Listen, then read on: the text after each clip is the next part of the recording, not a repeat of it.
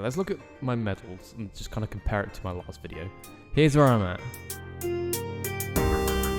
BTD6 was my first Bloons experience, and the surface level curiosity as to why it's the 6th would yield a thought of, oh, 5 really basic Flash games came before, and this is the proper go at it, with the 6 in the name merely serving as a sort of homage to its legacy. But, that's not the case at all. I mean, we're still a little way off nukes and gods, but the gameplay in 1 is pretty much entirely in 6 somewhere. It's very foundational, and I also found out that each game is basically a direct upgrade from what came before it. And it's for that reason that in today's video I'll be taking a look at the original trilogy to track how that evolution took place and how we eventually ended up with one of casual gaming's greatest masterpieces. Experience with the Bloons series is very limited. I played this game briefly before, and that's all I really have to say. Monkey's experience, where will they level up? Wait, hold on. Alright, that got fairly dicey. We're getting a lot of these. Can I even fit? Oh my god. Bloons TD1, or just Bloons Tower Defense as it was known, starts us off, and oh boy does it start us off. 1 map, 5 towers, 1 difficulty. We're turning back the clock so far, lead, camo, ceramic and regrows aren't even a thing. We've just got our standard coloured balloons, red through white. Moabs don't even exist yet. The goal is to reach round 50. And that can take about 15 minutes or so. Initially, I tried using my knowledge of BTD6, but then I remembered that each monkey has 2 upgrades, and so having a lot of them becomes more beneficial, which is not something that Bloons TD6 teaches you. The omission of cross-pathing anything more than 2 upgrades shows an infant version of what Bloons is now. It's recommended to have at least 1 type of monkey, even if you're like me and largely opted to neglect the tack shooter, but here we have the OGs. We have a regular dart monkey, a cannon, a tack shooter, an ice tower, and the super monkey. The dart monkey specializes in single balloon damage. The tack shooter is used on corners due to that 360-degree shooting. The cannon is your best friend in this game, with it popping dense clumps of balloons at a time. These things were quite integral to me winning. The ice tower simply slows balloons down. It's quite basic. And lastly, the super monkey, the alpha monkey, shooting loads of darts a minute. This guy is pretty much the winning monkey, though its price lends it to be very late game, and once you do get him, it's basically GG. So this guy kind of acts as a viable ending.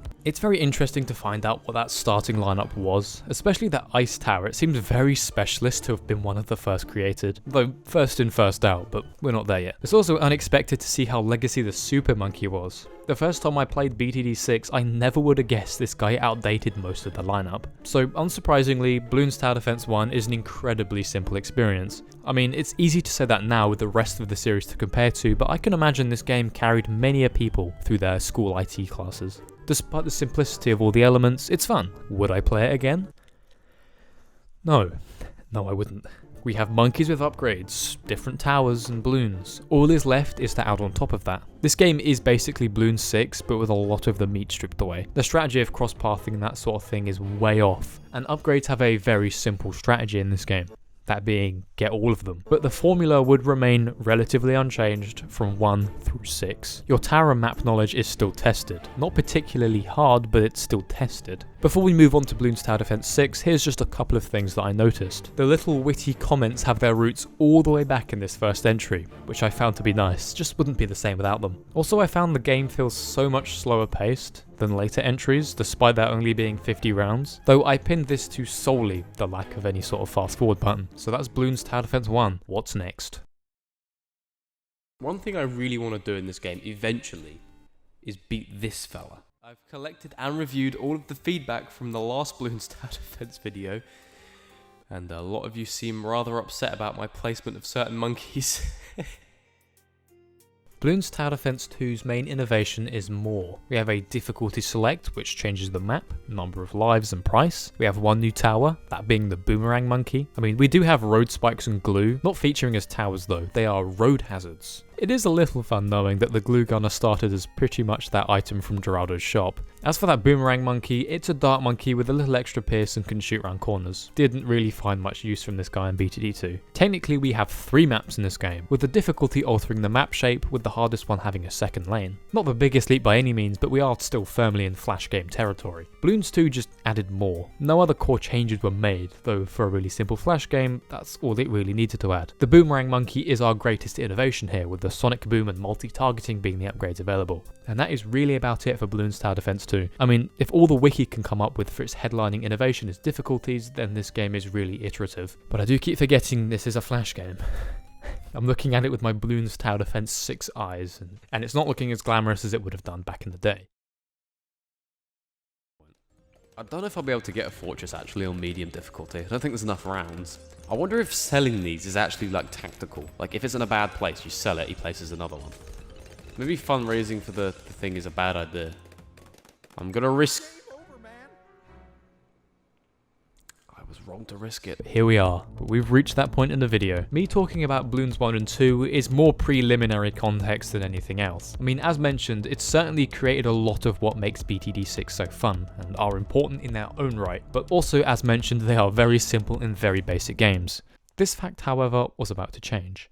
I was under the assumption that Bloons didn't become what it was today until Bloons Tower Defense 5, or at the very earliest 4, but 3 is a surprisingly complete package. The magic word here is still more, though it's a lot more. Firstly, just a relative mountain of maps and towers. Also a relative mountain of supported platforms. Even DSiWare got a taste. God, it's just one of my favourite platforms for oddities. Basically, folks wanted a proper Bloons game after falling in love with 1 and 2, and that was this. 8 tracks, some with multiple routes, 11 towers, more upgrades and Moabs.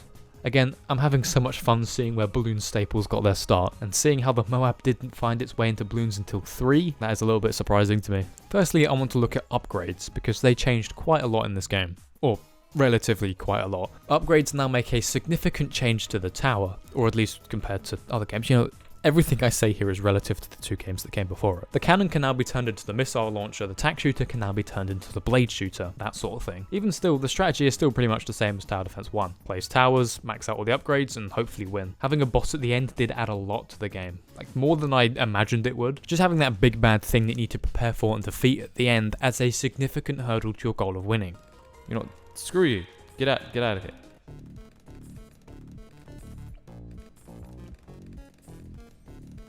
I mean, it'll get like 2 of them.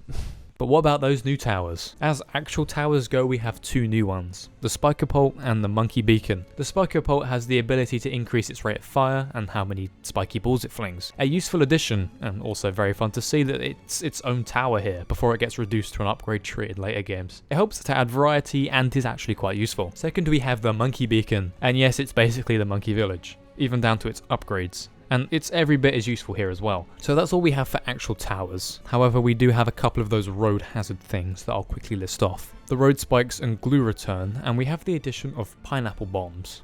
Yes, those same pineapple bombs. We also have the Super Monkey Storm.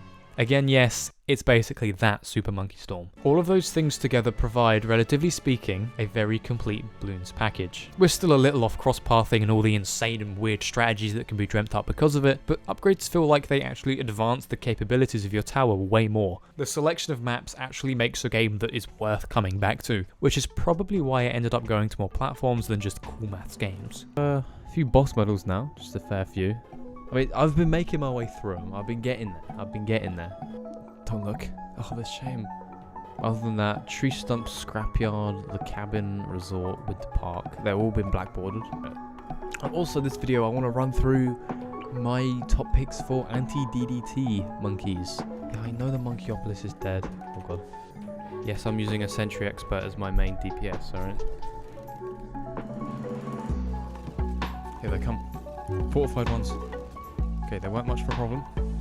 So the MAD is in fact good for DDTs, because you can near enough one hit them. You might need to like supplement him with something to get to that point.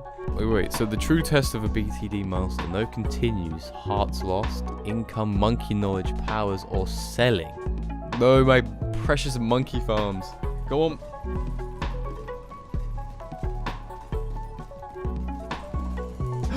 Oh my god, yes. Alright, just kill this thing. That's all we have to do. Oh my god. That's what that does. Oh, I can get the aircraft carrier now. Let's go.